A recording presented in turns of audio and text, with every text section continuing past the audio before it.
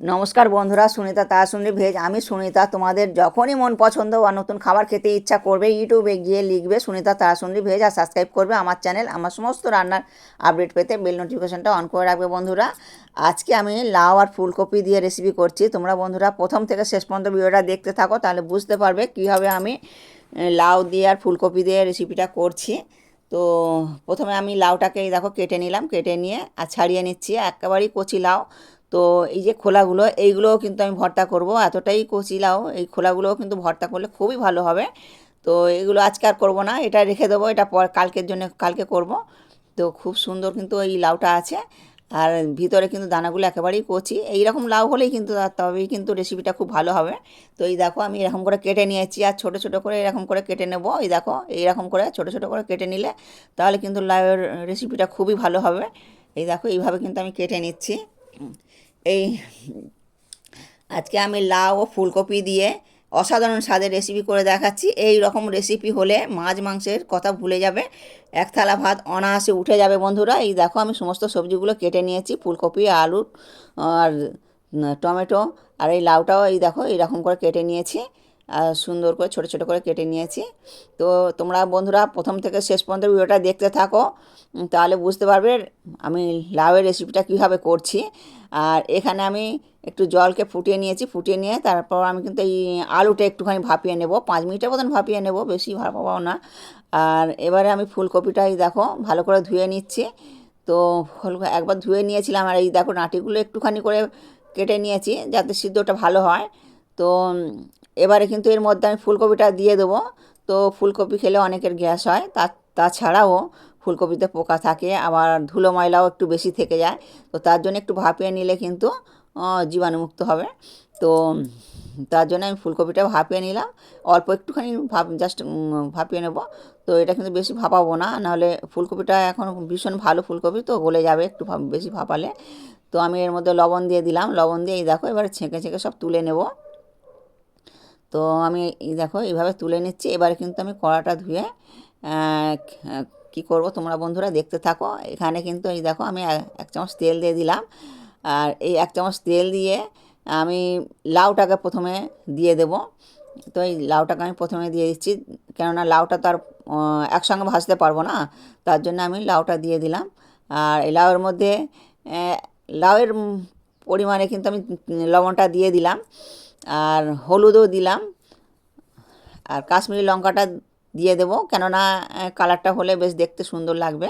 এটা খুব একটা বেশি ঝাল হবে না, এটা দেখতে সুন্দর লাগবে। আর দেখতে সুন্দর লাগলে তো খেতেও ভালো লাগবে না, তো তার জন্য একটুখানি কাশ্মীরি লঙ্কাটা দিয়ে দিলাম। তো একটুখানি খুন্তির সাহায্যে নেড়ে চেড়ে নেব, নেড়ে চেড়ে নিয়ে ঢাকা চাপা দেবো। তো এটা জাস্ট 5 মিনিটের মতন ঢাকা চাপা দেবো। আর তোমরা বন্ধুরা সবাই তো জানো যে লাউ থেকে অনেকটাই জল বেরিয়ে যায়। তো তার জন্যে কিন্তু এটা একটু আলাদা করেই করে নিতে হয়। তো আমি ততক্ষণ মশলাটা করব। এখানে দেখো আমি একটা টমেটো নিয়েছি বড় সাইজের, তো দানাগুলো ফেলে দিয়েছি, আর কয়েক টুকরো আদা নিয়েছি, আর দুটো বড় সাইজের কাঁচা লঙ্কা, আর 1 চামচ পোস্ত, আর 1 চামচ জিরে, কাঁচা জিরে, মানে এই কাঁচা জিরেটা অবশ্যই দিতে লাগবে। কাঁচা জিরেটা দিলে পর শরীরটা ঠান্ডা থাকবে। আর ধনে পাতা একটু দিয়ে দিলাম, খুব টেস্টি হবে। তো এবার একটু জল দিয়ে এটা কিন্তু আমি পেস্ট করে নেব। এবার আমি এদিকে চলে এলাম। তো লাউটা দেখো 5 মিনিটের মধ্যে কিন্তু অনেকটাই সিদ্ধ হয়ে গেছে, আর দেখো কতটা জল বেরিয়েছে আমি দেখাচ্ছি বন্ধুরা তোমাদেরকে। এই দেখো কতটা জল বেরিয়েছে। এর মধ্যে কিন্তু আমি শুঁটিগুলো দিয়ে দেবো।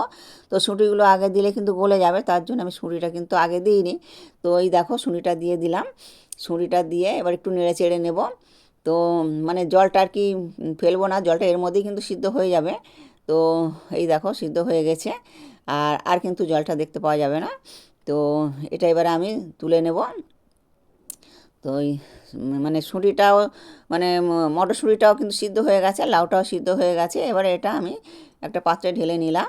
এবার কড়াটা ধুয়ে কি করব দেখো বন্ধুরা। তো তোমরা প্রথম থেকে শেষ পর্যন্ত না দেখলে কিন্তু এই রেসিপিটা কিভাবে হচ্ছে একেবারেই বুঝতে পারবে না।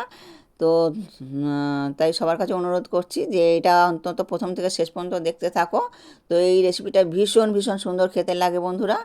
তো এখানে আমি ফুলকপিটা কিন্তু প্রথমে ভেজে নেব। ফুলকপি একটু ভালো করে ভাজতে হয়, তার জন্য কিন্তু আমি ফুলকপিটা প্রথমে ভেজে নেব। তো ফুলকপি যত মানে ভালো ভাজা হবে তত কিন্তু টেস্টি হবে। তো ফুলকপি কিন্তু আমি এই দেখো ধীরে ধীরে এটা ভেজে নিচ্ছি, একটুখানি লো ফ্লেমেই ভাজছি। তো একটু লো ফ্লেমে ভাজলে কিন্তু তবে ভালো হয়।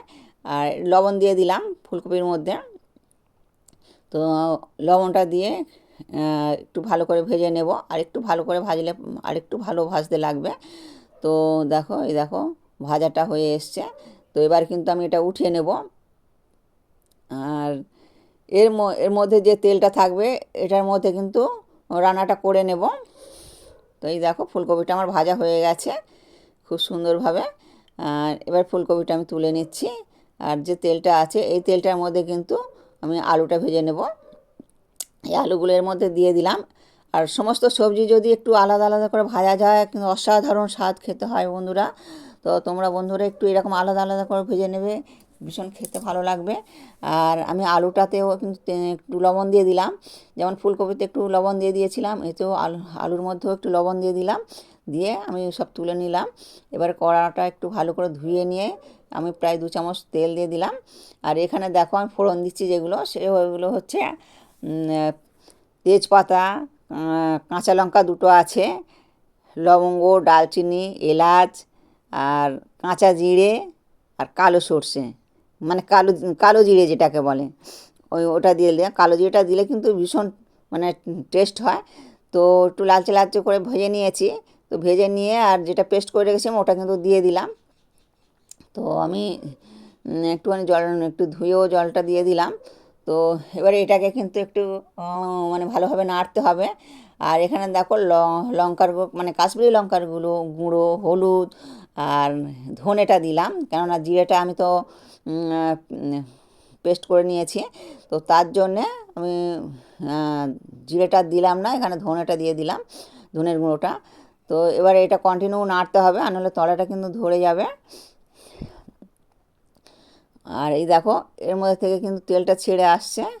আর কাসুরি মেথি এটা কিন্তু একটু হাত দিয়ে ডলে নিয়ে আমি দিয়ে দিলাম। এই কাসুরি মেথিটা দিলে ভীষণ ভীষণ সুন্দর খেতে লাগে বন্ধুরা। তোমরা কিন্তু এই কাসুরি মেথিটা দেবে, আর না থাকলে কিন্তু দেওয়ার কোনো প্রয়োজন নেই, তাতেও কিন্তু বেশ ভালো লাগবে।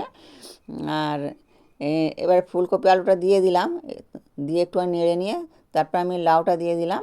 আর লাউটা দিয়েও একটুখানি খুন্তির সাহায্যে ভালো করে আমি নেড়ে চেড়ে নেব।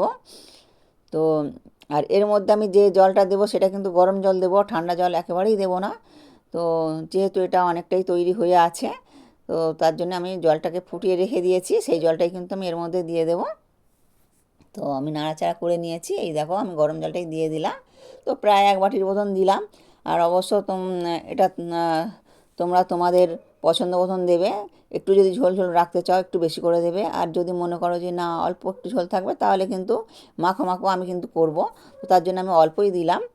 তো এই দেখো 5 মিনিটের মতন ঢাকা চাপা দিয়েছিলাম।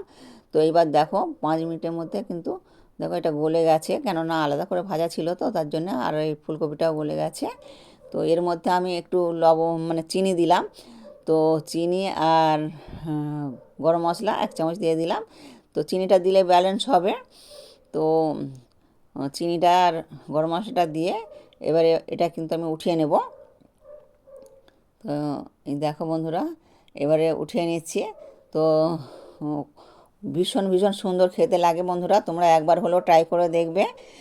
আর অনেক অনেক ভালো থাকবে। ভিডিওটা এখানেই শেষ করছি।